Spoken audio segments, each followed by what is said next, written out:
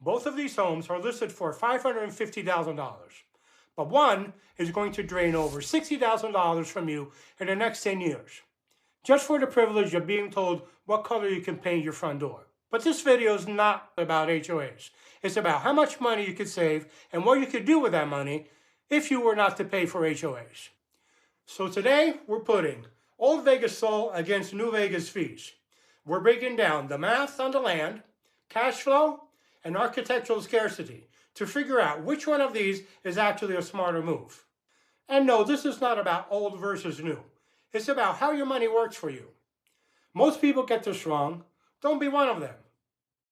Let's start the clock. In a master plan community, you're looking at $300 to $500 a month in HOA fees. Let's call it $500. By year 3, that's $18,000.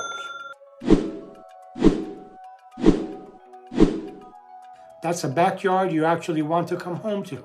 A pergola, outdoor lighting, maybe even the start of a pool. Or putting that money towards a kitchen upgrade. Meanwhile, that same $18,000 on the HOA side, gone. One is an expense, the other is something you actually own. But let's take this a step further. At 5 years, you're at $30,000. That's a brand new kitchen, the one that everyone walks into and says, wow. And now you're not just upgrading your lifestyle, you're increasing your home's value.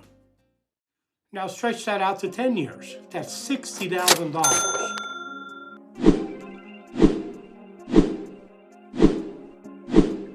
That's not an upgrade, that's a completely different home. And here's the part that no one talks about. That $60,000 in HOA fees, you will never see again. But $60,000 into your home, that shows up in your value. Same money, completely different outcome. Now here's where it gets interesting. In most HOA communities, your home is a finished product. In these historic neighborhoods, it's a blank canvas. Want to add something? One side gives you rules, the other one gives you options. Now, depending on the property and zoning, some owners create income, guest suites, studios, long-term rentals. But the real difference is you have an option. Now, let's talk about something most people completely overlook, the land.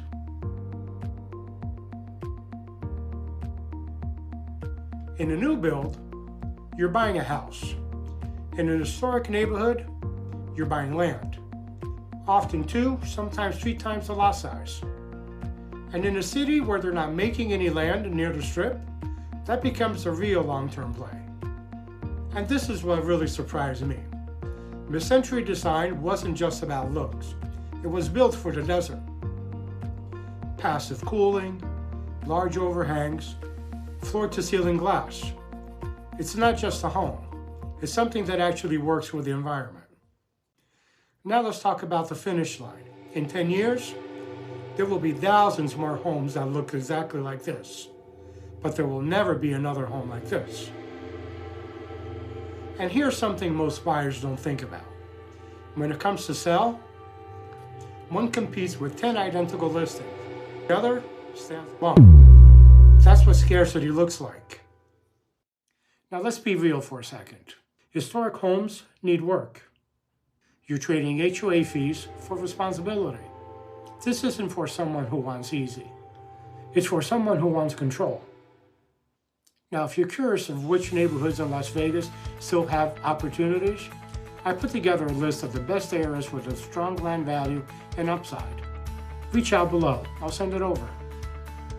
And if you'd rather own something unique than pay for rules every month, hit like, subscribe, and I'll see you on the next one.